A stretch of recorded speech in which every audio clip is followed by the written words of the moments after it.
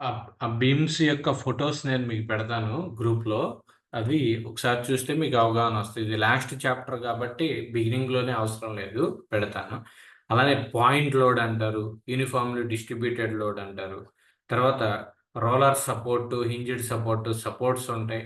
అలానే hinged support, roller support, fixed support అంటే దానికి మీరు బాగా దాని గురించి ఒక ఐడియా రావాలి అంటే ఒక ఎగ్జాంపుల్ చెప్తా. ఏంటి అంటే బ్రిడ్జెస్ ఉంటాయి కదా! బ్రిడ్జెస్‌కి కింద ఇప్పుడు ఇలా పెద్ద బ్రిడ్జ్ ఉంది. దీని కింద ఇక్కడ ఒక సపోర్ట్ పెడతారు. ఇక్కడ ఒక సపోర్ట్ ఉంటుంది. రెండే ఉంటాయి. దీని మిడిల్‌లో మనకి వాటర్ అనేది ఫ్లో అవుతా ఉంటుంది. దీని మీద స్లాబ్ అనేది వేస్తారు. సో, ఈ యొక్క కాలమ్స్ దీన్ని సపోర్ట్ అంటారు. ఈ స్లాబ్ అంతా దేని మీద డిపెండ్ అవుతుంది? కేవలం ఈ యొక్క కాలమ్స్ మీద మాత్రమే డిపెండ్ అవుతుంది. సో, ఆటిల్లోనే డిఫరెంట్ టైప్స్ ఆఫ్ సపోర్ట్స్ ఉంటాయి. రోలర్ సపోర్ట్ అని, హింజ్డ్ సపోర్ట్, ఫిక్స్డ్ సపోర్ట్ అని చెప్పి. దాని మీద ఉన్నటువంటి ప్రాబ్లమ్స్ గురించి మనం డిస్కస్ చేస్తాం. ఓకే. సో, ఇవి దాంట్లో కూడా షియర్ ఫోర్స్, బెండింగ్ మూమెంట్. అసలు మేజర్‌గా సివిల్ వాళ్ళకి ఇంపార్టెంట్ ఏంటి అంటే shear force, shear force, bending moment. ఇది బెండింగ్ మూమెంట్. ఈ 2 ఇంపార్టెంట్. ఎలా అంటే, ఇప్పుడు మీకు ఒక ఎగ్జాంపుల్‌గా లైవ్‌లోనే నేను మీకు చూపిస్తాను. ఒకసారి చూడండి. గూగుల్‌లో దానికి సంబంధించినటువంటి అర్థమవుతుంది.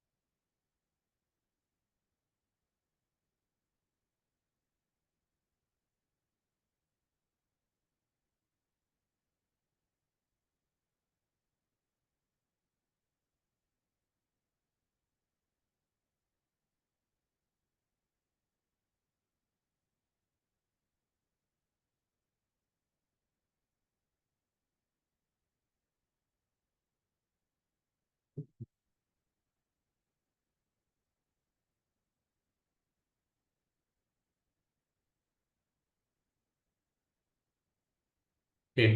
ఇదిగోండి.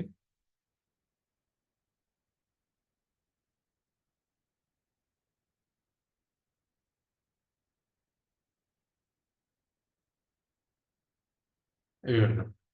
ఇప్పుడు చూడండి. మీకు ఇలా ఉంది. యాక్చువల్‌గా స్ట్రెయిట్‌గా ఉండాలి. యాక్చువల్‌గా ఇది ఎలా ఉండాలంటే ఇలా స్ట్రెయిట్‌గా ఉండాలి. దీని మీద ఏమవుతుంది? ఇక్కడ ఈ ఫోర్సెస్ అనేవి యాక్ట్ అవుతున్నాయి. ఈ యారో డైరెక్షన్‌లో ఉన్నాయి చూసారా? అవి ఫోర్సెస్ అన్నమాట. ఈ ఫోర్సెస్ అనేవి దాని మీద యాక్ట్ అవ్వటం వల్ల ఇక్కడ బెండింగ్ అనేది వస్తుంది.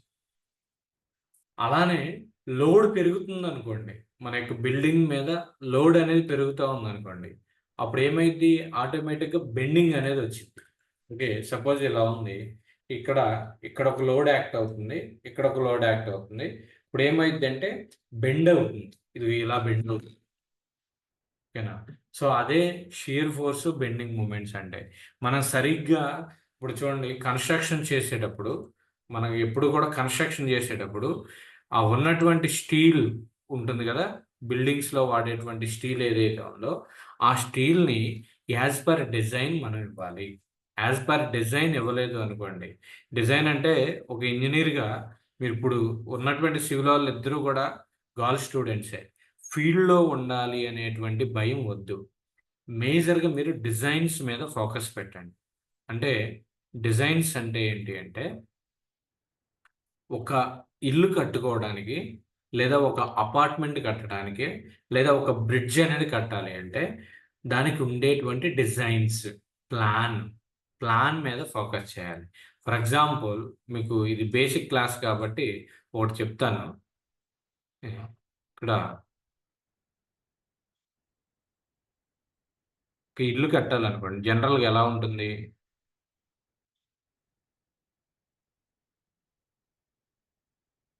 ఇలా ఒక సైట్ ఉంది. ఈ సైట్‌లో ఒక హౌస్ కన్‌స్ట్రక్ట్ చేయాలి. జనరల్‌గా దీనికి ఏం చేస్తారంటే, సెట్ బ్యాక్స్ అన్నీ కూడా పోను. సెట్ బ్యాక్స్ అంటే ఏంటంటే, ఇంటి చుట్టూ రొటేట్ అవ్వటానికి అంటే మనం తిరగటానికి ఉండాలి. సో, కాబట్టి ఇక్కడ ఒక పిల్లర్ పెడతారు. నెక్స్ట్ ఇదొక పిల్లర్ పెడతారు. ఇదొక పిల్లర్ పెడతారు. సేమ్ అలానే ఇక్కడ, ఇక్కడ ఇలా పైల్స్ అనేది యేసుకుంటారు. ఈ పైల్స్‌ని బట్టి ఇక్కడ చూడండి. ఈ యొక్క గోడలన్నీ కట్టేసేసి సపోజ్ ఇక్కడ మెయిన్ డోర్ అనేది పెట్టుకుంటారు. నెక్స్ట్ ఇక్కడ ఇంకొక డోర్ పెట్టుకుంటారు. నెక్స్ట్ ఇక్కడ ఒకటి దీన్ని ఇలా డిజైన్ చేసేసి ఇదొక ఇదొక రూము. తర్వాత ఇదొచ్చేసరికి కిచెను. ఇదేమో మాస్టర్ బెడ్‌రూము. తర్వాత ఇదొచ్చేసరికి హాల్. ఇలా ఉంటుంది. ఇక్కడ ఏంటి అంటే ఈ యొక్క డిజైన్స్ ప్రతిదాన్ని అంటే మనకి ఎలాంటి సైట్ ఇచ్చినా సపోజ్ పెద్ద సైట్ అంటే ఎక్కువ సైట్ ఇచ్చారు. అంటే సైట్ ఏరియా, ఏరియా అనేది ఎక్కువుందనుకోండి. దాన్ని బట్టి డిజైన్స్ మారుతది. దాన్ని బట్టి డిజైన్స్ అంటే ఈ యొక్క నంబర్ ఆఫ్ రూమ్స్ అనేది చేంజెస్ అనేది ఉంటది. ఫర్ ఎగ్జాంపుల్ దీన్ని ఇక్కడ మళ్ళా పార్టిషన్ చేసుకుంటే ఇది ఒక మినీ బెడ్‌రూమ్ వస్తది. ఇది ఇంకో బెడ్‌రూమ్ వస్తది. ఇది ఇంకొక కిచెన్ అనేది వస్తది. తర్వాత ఇక్కడ ఒక హాల్ లాగా ఉంటుంది ఎంటైర్‌గా. అంటే ఇక్కడ చూడండి బెడ్‌రూమ్ 1, బెడ్‌రూమ్ 2 నెక్స్ట్ ఇది కిచెన్. ఫేసింగ్ కూడా అబ్జర్వ్ చేయాలి. అంటే వాస్తు కూడా మనకి సివిల్ ఇంజినీర్స్‌కి ఐడెంటిఫికేషన్ ఉండాలి. ఇది ఈస్ట్, వెస్ట్, నార్త్, సౌత్. అలా డైరెక్షన్స్ కూడా మనకు తెలియాలి. ఇక్కడ చూడండి ప్రతి ఇంట్లోనూ కూడా మెయిన్ డోర్ ఒకటుంటుంది. ఇక్కడ సైడ్ డోర్ ఉంటుంది. తర్వాత ఇక్కడ అవసరమైతే మనం ఇక్కడ డోర్ అనేది పెట్టుకోవచ్చు. లేదంటే ఓపెన్, క్లోజ్ అనేది చేసుకుంటాం. ఇక్కడ మాస్టర్ బెడ్‌రూమ్‌లోకి ఒక ఎంట్రీ డోర్ ఉంటుంది. ఇక్కడ ఒక డోర్ ఉంటుంది. నెక్స్ట్ ఇక్కడ డోర్ ఉంటుంది. నెక్స్ట్ డోర్‌కి అపోజిట్‌గా ఒక విండోస్ అనేది ఉంటాయి. అలా మన యొక్క ఆలోచనను బట్టి రిక్వైర్మెంట్స్‌ని బేస్ చేసుకొని మనకి ఏదైతే స్థలం లిమిటెడ్‌గా ఉంటుందో దాన్ని బేస్ చేసుకొని ప్లాన్ అనేది ఇస్తారు. ఈ ప్లాన్ ఇచ్చిన తర్వాత ప్లాన్ అనేది ఏంటి ఇప్పుడు జనరల్‌గా నువ్వు సివిల్ ఇంజినీరింగ్ చదవకపోయినా గానీ చాలామంది ఇచ్చేస్తారు. అయితే ఈ ప్లాన్ వేసేటప్పుడు ఈ లోపల ఉండేటువంటి ఇక్కడ పిల్లర్స్ అన్నాను గదా! వీటిని ఏమంటారంటే పైల్స్ అంటారు. ఈ పైల్స్ లోపల ఇలా ఉంటుంది. ఈ పైల్స్ లోపల నువ్వు ఎన్ని రాడ్స్ పెడతావో వాటి యొక్క డయామీటర్స్ అంటే 6 రాడ్ ఉంటుంది సైజు. 8 రాడ్ ఉంటుంది. తర్వాత 10 రాడ్ ఉంటుంది. అలానే 12 రాడ్ ఉంటుంది. తర్వాత 16 రాడ్ ఉంటుంది. అంటే డయామీటర్స్ 20 ఉంటుంది. తర్వాత 24 ఉంటుంది. 32 ఉంటుంది. అంటే పోలవరం ప్రాజెక్ట్ ఇవి ఉన్నాయి చూసారా? అలాంటి వాటి పెద్ద పెద్ద కన్‌స్ట్రక్షన్స్‌కి ఏంటంటే 32 డిజైన్స్ అనేది ఉంటదనమాట. సో, మన యొక్క రిక్వైర్మెంట్‌ని బేస్ చేసుకొని 6 8 ఇక్కడ చూడండి బేస్‌మెంట్‌లో ఈ పైల్స్‌లోకొచ్చేసరికి 12 వాడతారు. 12 అయిన తర్వాత దాంట్లో ఉన్నటువంటి రాడ్స్ ఉంటాయి. అంటే అదంతా గూడా మీకు రాను రాను అర్థమవుతుంది. ఈ యొక్క డిజైన్స్ అనేది ఇంపార్టెంట్. బేస్‌మెంట్‌లో ఒక రకమైన స్టీల్ డిజైన్ ఇస్తారు. తర్వాత బీమ్, బీమ్ ఉంటుంది కదా! బీమ్ అనేది ఇందాక చెప్పాను. ఆ బీమ్‌లో ఒక రకమైనటువంటి డిజైన్ ఇస్తాము. తర్వాత స్లాబ్ ఉంటుంది. ఆ స్లాబ్‌లో ఒక రకమైనటువంటి డిజైన్ ఇస్తారు. ఆ డిజైన్ ఇచ్చేది సివిల్ ఇంజినీర్సే. మీరు ఎంత పెద్ద అపార్ట్మెంట్స్ కట్టినా ఈ యొక్క సివిల్ ఇంజినీర్ యొక్క డిజైన్ అనేది కావాలి. ఆ డిజైన్‌ని ఎక్కువగా నేను అబ్జర్వ్ చేసిందేంటంటే నేను ఉన్నది కూడా కన్‌స్ట్రక్షన్ ఫీల్డ్‌లోనే గవర్నమెంట్ ఫీల్డ్‌లో. నేను అబ్జర్వ్ చేసిందేంటంటే డిజైనింగ్ ఫీల్డ్‌లో ఎక్కువ మంది గర్ల్సే ఉంటున్నారు మేజర్‌గా. అంటే ఏంటి అంటే మీరు ఈ యొక్క ఆర్కిటెక్చర్ మీద ఫోకస్ చేయాలి. అర్థమవుతుందా? సో, ఈ యొక్క ప్లాన్స్ మీద ఎవరైనా మీ దగ్గరికి వస్తారు. ఇంటి ఇంటి అంటే ఒక సిద్ధాంతి వీటిని పక్కన పెడితే చాలామంది మేజర్‌గా హై ప్రొఫైల్‌లో ఉన్నటువంటి వాళ్ళేం జేస్తారంటే, ఇంజినీర్‌ని కలుస్తారు. ఒక ఇల్లు కట్టాలంటే ఫస్ట్ కలిసేదేంటంటే, సిటీస్‌లో సివిల్ ఇంజినీర్‌ని కలుస్తారు. వాళ్ళకి ఆ యొక్క సైట్‌కి తగ్గ విధంగా మనం ఒక హౌస్‌ని డిజైన్ చేసి పెట్టాలి. అదే హౌస్ డిజైనింగ్ అంటే. సో, హౌస్‌ని డిజైన్ చేస్తే పాటు ఈ యొక్క ప్లాన్ ఇవ్వాలి. దాంతో పాటుగా ఎక్కడ ఏ మెటీరియల్ స్టీల్ ఎలా వాడాలి, నెక్స్ట్ ఎక్కడ విండోస్ పెట్టాలి, ఎక్కడ లోడ్ ఎక్కువుంటుంది, ఎక్కడ లోడ్ తక్కువగా ఉంటుంది. మీకు బెస్ట్ ఎగ్జాంపుల్ ఏంటి అంటే, ప్రకాశం బ్యారేజ్ ఉంది విజయవాడలో. లేదా నాగార్జున సాగర్ డ్యామ్ ఉంది. ఈ నాగార్జున సాగర్ డ్యామ్ గాని, ప్రకాశం బ్యారేజ్ గాని ఇవి దాదాపుగా 60 ఇయర్స్ బిఫోర్ కట్టినవి ఇవన్నీ గూడా. 60 ఇయర్స్. 60 ఇయర్స్ అయినా గాని అది అలానే ఉండిపోతుంది. అదే మీ ఇంటి పక్కల, చుట్టుపక్కల ఉన్నటువంటిది ఏదైనా ఒక బిల్డింగ్ 60 ఏళ్ల క్రితం కట్టిన బిల్డింగ్ ఉందా? మాక్సిమం ఉండదు. బిల్డింగ్ యొక్క లైఫ్ ఎంతుంటుంది అంటే 30 ఇయర్స్ అనమాట. 50 ఇయర్స్ యాక్చువల్ లైఫు. కానీ ఇప్పుడు కట్టేది ఎంతుంటుంది అంటే 30 ఇయర్స్ ఉంటుంది. కొన్ని బిల్డింగ్స్ అసలు 20 ఇయర్స్‌కే డ్యామేజ్ జరుగుతున్నాయి. దాని రీజన్ ఏంటి అంటే వాడేటువంటి స్టీల్‌లో గాని, సిమెంట్‌లో గాని ఉన్నటువంటి క్వాలిటీ అనేది డిఫరెంట్‌గా ఉంటుంది. సో, దాని మీద యాక్ట్ అయ్యేటువంటి లోడ్స్ ఇవన్నీ కూడా కాలిక్యులేట్ చేసి మనం డిజైన్ చేయాలి. ఇంక మీకు బెస్ట్ ఎగ్జాంపుల్ రీసెంట్‌గా మనకి ఒక 5 ఇయర్స్ బ్యాక్ మేరుగడ్డ అని చెప్పి తెలంగాణలో ఒక బ్రిడ్జ్ అనేది కట్టారనమాట. ఒక ప్రాజెక్ట్ అనేది కట్టారు. ఆ ప్రాజెక్ట్‌లో ఉన్నటువంటి ఒక ఆ ప్రాజెక్ట్‌లో ఉన్నటువంటి ఒక పిల్లర్ అనేది క్రాకులు రావటం స్టార్ట్ అయింది. అది కట్టి జస్ట్ 3 ఆర్ 4 ఇయర్స్ మాత్రమే అవుతుంది. కానీ క్రాక్ అనేది వస్తుంది చూసారు? అంటే అదేంటి డిజైన్‌లో ఉన్నటువంటి ఫాల్టా? నెక్స్ట్ అక్కడ ఉన్నటువంటి ఇంజినీరింగ్ స్టాఫ్ యొక్క ఫాల్టా? అనేది తెలీదు. ఓకే. సో, కాబట్టి ఏంటంటే ఫస్ట్ డిజైన్స్ అనేది పర్ఫెక్ట్‌గా ఇస్తే ఫీల్డ్ లెవెల్‌లో మనకి ఎగ్జిక్యూషన్ అనేది బావుంటుంది. సో, అవన్నీ మనం తెలుసుకోవాలి అంటే గనక బేసిక్ ఇదే. ఈ షియర్ ఎక్కడ ఏ ప్లేస్‌లో ఎంత లోడ్ యాక్ట్ అవుతుంది. ఓకే. ఇక్కడ ఇదుంది. ఇక్కడ 10 న్యూటన్స్ ఫోర్స్ అప్లై చేశా. ఇక్కడ 20 న్యూటన్స్ ఫోర్స్ అప్లై చేశా. ఇక్కడ 100 న్యూటన్స్ ఫోర్స్ అప్లై చేశా. ఎక్కడ బెండింగ్ వస్తుంది ఫస్టు? ఈ యొక్క 100 న్యూటన్స్ ఫోర్స్ అప్లై చేసిన చోట బెండింగ్ అనేది స్టార్ట్ అవుతుంది. నెక్స్ట్ దాని తర్వాత 20 న్యూటన్స్, దాని తర్వాత 10 న్యూటన్స్. సో, ఇలాంటి అప్లికేషన్స్ అనేవి మీకు థర్డ్ ఇయర్‌లో ఉంటుంది. సెకండ్ ఇయర్, థర్డ్ ఇయర్‌లో ఉంటుంది.